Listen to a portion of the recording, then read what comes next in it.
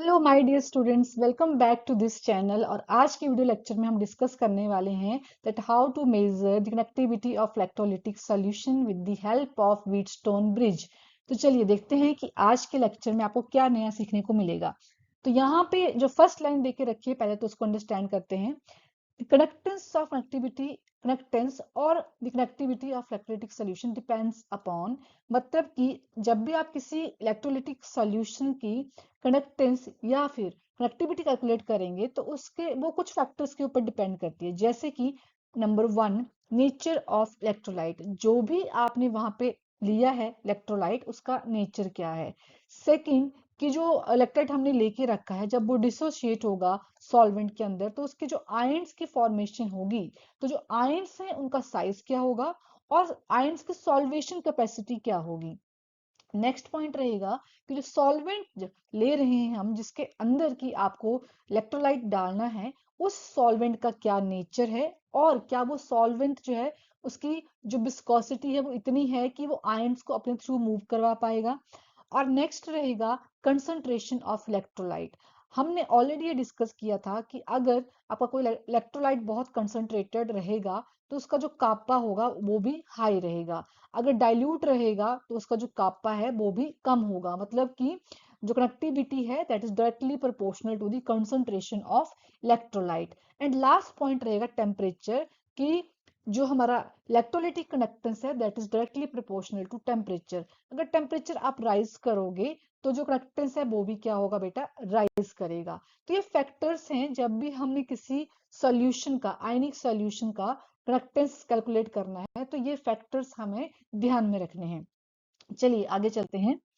अब हमें कनेक्टिविटी को मेजर करने से पहले जो प्रॉब्लम्स अराइज हो रही थी उन प्रॉब्लम्स को सॉल्व करना पड़ेगा, ताकि जब हम कनेक्टेंस कैलकुलेट करें तो हमें कोई प्रॉब्लम ना आए। ठीक है, प्रॉब्लम्स क्या आ रही थी जब भी हम कनेक्टिविटी कैलकुलेट कर रहे थे। पहली प्रॉब्लम ये आ रही थी कि जो भी हमारा सेटअप था व्हीटस्टोन ब्रिज का और कनेक्टिविटी सेल का, वहां पे हम डीसी करंट यूज नहीं कर सकते थे, क्योंकि डीसी करंट यूज कर रहे थे तो जो इलेक्ट्रोलाइट था वो डिकम्पोज हो जा रहा था। ठीक है, मतलब कि डीसी करंट के यूज करने से वहां पे क्या हो जा रही थी, इलेक्ट्रोलिसिस हो जा रही थी।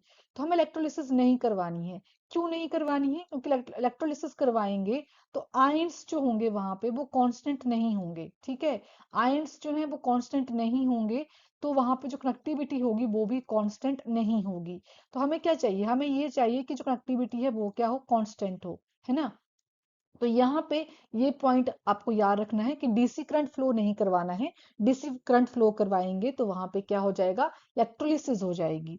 सेकंड पॉइंट ये था कि जो भी सॉल्यूशन था जिस भी सेल के अंदर था उस सेल को हम डायरेक्टली कनेक्ट नहीं कर सकते हैं किसी भी मेटालिक वायर के साथ या सॉलिड कनेक्टर के साथ। अगर हम डायरेक्टली कनेक्ट करेंगे तो कनेक्टिविटी जो है वो वेरी करेगी। तो इस प्रॉब्लम को भी हमने वहां पे देखा और इन दोनों प्रॉब्लम को हमने अब इनका सॉल्यूशन फाइंड आउट किया और फिर हमने यहाँ पे क्या किया, कनेक्टिविटी कैलकुलेट की। तो चलिए अब देखो कि यहाँ पे जो फर्स्ट प्रॉब्लम आ रही थी उसको ओवरकम करने के लिए हमने यूज कर लिया एसी। सिंपल, ठीक है। अल्टरनेटिव करंट है, अल्टरनेटिव करंट होगा तो ऑब्वियसली वहां पे क्या होगा, इलेक्ट्रोलिसिस नहीं होगी। सेकंड सेकंड प्रॉब्लम जो आ रही थी उसको सॉल्व करने के लिए हमने यहाँ पे स्पेशली डिजाइन वेसल यूज किया जिसको हमने नाम दिया कनेक्टिविटी सेल। ठीक है, अब ये क्या है बेटा, ये है हमारा कनेक्टिविटी सेल। इसके अंदर आपको यहाँ पे आयंस दिख रहे होंगे जो इलेक्ट्रोलाइट के आयंस होंगे। और ये जो आयंस हैं वो किसके अंदर होंगे, वो होंगे कनेक्टिविटी वाटर के अंदर, कनेक्टिविटी वाटर के अंदर। और ये जो हम कनेक्टिविटी वाटर यहाँ पे यूज करेंगे उसकी कनेक्टिविटी क्या होनी चाहिए, जीरो होनी चाहिए। ठीक है, जीरो क्यों होनी चाहिए, क्योंकि हमें सिर्फ और सिर्फ इलेक्ट्रोलाइट की ही कनेक्टिविटी चाहिए। अगर यहाँ पे जो वाटर हमने यूज किया हुआ है, वाटर जो यहाँ पे यूज किया हुआ मतलब एज अ सॉल्वेंट कंसीडर कर लो आप, उसको जो यूज किया अगर उसकी कनेक्टिविटी भी आएगी तो इन दी एंड हमारे पास मिक्सचर की आने वाली है कनेक्टिविटी। तो हमें मिक्सचर की नहीं चाहिए, हमें किसकी चाहिए, हमें चाहिए सिर्फ इलेक्ट्रोलाइट की, जो आयंस हैं उनकी। ठीक है, तो यहाँ पे जो वाटर, जो कनेक्टिविटी वाटर यूज किया है उसका कापा जो है वो क्या होना चाहिए, जीरो होना चाहिए, पहला पॉइंट। दूसरा पॉइंट कि अब हम यहाँ पे यूज करने वाले हैं व्हीटस्टोन ब्रिज। ठीक है, अब व्हीटस्टोन ब्रिज की अगर आपको डिटेल में वीडियो चाहिए तो उसके लिए बेटा आपको फिजिक्स का कोई लेक्चर देखना पड़ेगा, क्योंकि मैं यहाँ पे आपको उतना ही करवाऊंगी जितना कि हमारे इसमें नेसेसरी है। ठीक है जी।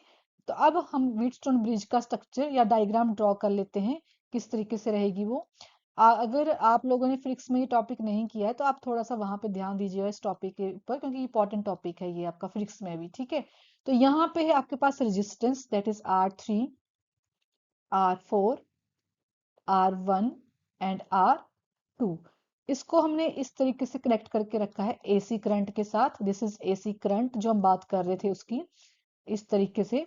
और यहाँ पे जो सेल है उसको हमने यहाँ पे जो रेजिस्टेंस नंबर 3 है उसके साथ कनेक्ट किया हुआ है। ठीक है, तो यहाँ पर आपको अब ये डायग्राम जो है अगर अंडरस्टैंड करनी हो तो हमें यहाँ से क्लियरली समझ में आ रहा है कि इसके अंदर क्या है, आयंस है, इसके अंदर क्या है, आयंस है, यहाँ पे क्या है, आयंस है।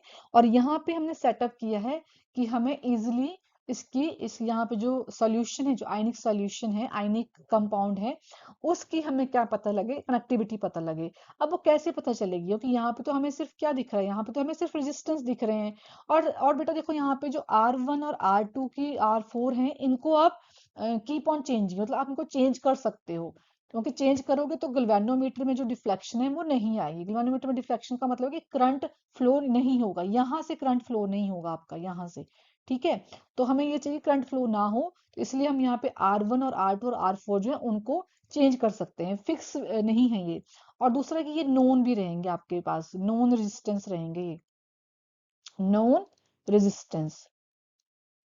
मतलब कौन कौन से, R1, R2 और R4 ये नोन रहेंगे, और R3 जो होगा वो हम इस सेटअप से कैलकुलेट करेंगे। ठीक है जी। तो यहाँ पे अब हमें रेजिस्टेंस मिल जाएगा, यहाँ पे हमें रेजिस्टेंस की वैल्यू मिल जाएगी, R3 की वैल्यू मिल जाएगी। और वहां से हम क्या कैलकुलेट करेंगे, फिर कनेक्टिविटी करेंगे कैलकुलेट, क्योंकि हमें पता है कि रेजिस्टेंस जो है वो कहीं ना कहीं कनेक्टिविटी से जब फॉर्मूला देखेंगे तो वहां पे हमें समझ में आएगा। चलो आगे चलते हैं, पहले देख लेते हैं कि फॉर्मूला क्या बनता है हमारा। चलिए, अब हमने यहाँ पे देखा कि R1 divide by R2 is equal to R3 divide by R4, जो हमने सेटअप लगाया था उसका मैं बता रही हूँ। अब यहाँ से हमें R3 मिल जाएगा, क्योंकि R1 और R2 ये सारे तो क्या है, ये सारे तो नोन है ना, नोन वैल्यूज है, नोन रेजिस्टेंस है। अब ये R3 क्या है बेटा, यहाँ पे R3 जो है वो रेजिस्टेंस है। किसका रेजिस्टेंस है, इलेक्ट्रोलाइट का रेजिस्टेंस ऑफ इलेक्ट्रोलाइट, जो हमने पीछे यूज किया था उसका रेजिस्टेंस। ठीक है, रेजिस्टेंस यूजिंग व्हीटस्टोन ब्रिज। अब देखो यहाँ से हम R3 निकाल लेंगे। अब हमें पता है कि जो कनेक्टिविटी है उसका क्या रिलेशन है। अब कनेक्टिविटी का फॉर्मूला क्या होता है, कनेक्टिविटी का फॉर्मूला होता है connectivity is equal to conductance, conductance multiplied by cell constant, multiplied by cell constant. ठीक है, इसका सिंबल होता है K। और कनेक्टेंस जो है बेटा, अगर मैं उसको डेफिनेशन के अकॉर्डिंग बताऊं तो it is reverse of resistance, that is 1/R। Cell constant क्या है यहाँ पे, L/A। ठीक है, तो यहाँ पे जो R है वो R3 है, मतलब जो हमने यहाँ पे कैलकुलेट किया था वो वाला R3 होगा। यहाँ पे आप वैल्यू पुट करेंगे यहाँ पे, ठीक है, R3 की वैल्यू। तो यहाँ पे कापा की वैल्यू अब आप इजीली कैलकुलेट कर सकते हैं। R3 आप पुट कर दीजिए यहाँ से, और आपके पास यहाँ पे क्या आ जाएगी, कनेक्टिविटी की वैल्यू आ जाएगी। L क्या है यहाँ पे, L जो है वो डिस्टेंस है, कौन सा डिस्टेंस है बेटा, ये डिस्टेंस है आपका बिटवीन इलेक्ट्रोड। L क्या है, डिस्टेंस है between electrode, distance between electrode. और A क्या होगा, area of electrode, area of electrode. तो ये तो नोन होंगे, है ना, नोन होंगे, ये पहले से ही सेट करके रखा है हमने, तो ये तो नोन रहेंगे कि कितना डिस्टेंस है उनके बीच में, या एरिया कितना होगा इलेक्ट्रोड का, तो ये सारी वैल्यूज नोन होंगी। R3 आप यहाँ से कैलकुलेट करेंगे और कापा की वैल्यू हमारे पास आ जाएगी। तो इस तरीके से हम क्या करते हैं कि कैलकुलेट करते हैं किसी भी इलेक्ट्रोलिटिक सॉल्यूशन की connectivity by using this setup, by using this formula. अब देखो यहाँ से आपको डायरेक्ट क्वेश्चन एग्जाम में आता है, जैसे कि explain the measurement of connectivity by using Wheatstone bridge, 2 और 3 मार्क्स का आ सकता है। तो अगर वैसा क्वेश्चन आपको एग्जाम में आता है तो आपको वहां पे, जैसे स्टार्टिंग मेरी फर्स्ट स्लाइड रही थी कि कैसे नेचर के ऊपर डिपेंड करता है। सेकंड में फिर आपको प्रॉब्लम्स बतानी है, फिर आपको डायग्राम बतानी है, डायग्राम के बाद आपको ये वाले फॉर्मूले बताने हैं, और लास्ट में कापा का जो फॉर्मूला हमने यहाँ पे बनाया वो लिख के आपको फाइनली बताना है कि इस तरीके से हम किसी भी आयनिक सॉल्यूशन की कनेक्टिविटी कैलकुलेट कर सकते हैं। So thank you so much. आज की वीडियो में इतना ही। मिलते हैं नेक्स्ट वीडियो लेक्चर में, जहाँ पे हम डिस्कस करने वाले हैं व्हाट इज मोलर कनेक्टिविटी। और अगर आपको केमिस्ट्री इजी लग रही है, समझ में आ रही है, so do subscribe the channel, और मिलते हैं नेक्स्ट वीडियो में।